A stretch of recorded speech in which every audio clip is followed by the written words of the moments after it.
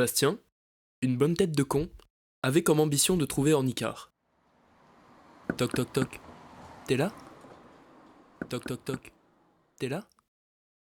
Toc toc toc, t'es là? Il le chercha, mais jamais il ne le trouva.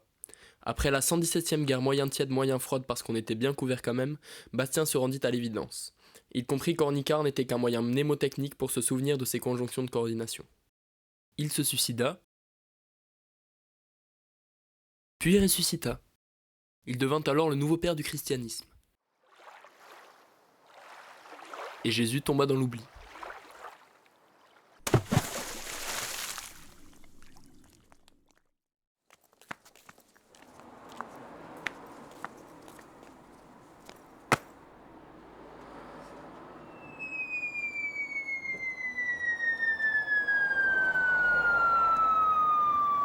Un homme tomba sur Bastien, Ornicard, dieu des Bruneaux et des Brugnons. Il possédait une armée de Bruneaux et quand il était très énervé, des Brugnons tombaient du ciel.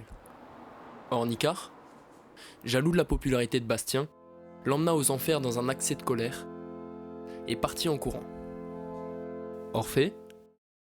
Rien à voir avec Orphée. Hé, tu ne sais pas de quelle manière on pourrait sortir de cet endroit sordide lui demanda-t-il.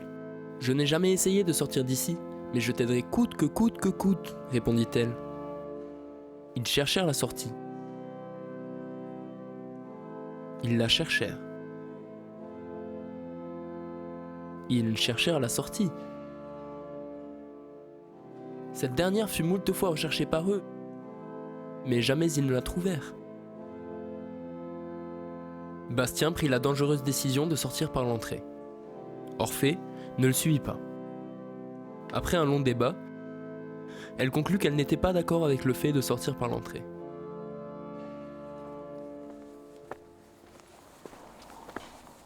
Bastien, dans son élan de fierté, sépara la mère d'Ornicard en deux. Qu'as-tu fait, malheureux? J'ai séparé la mère en deux. Moïse tomba dans l'oubli. Les années passèrent.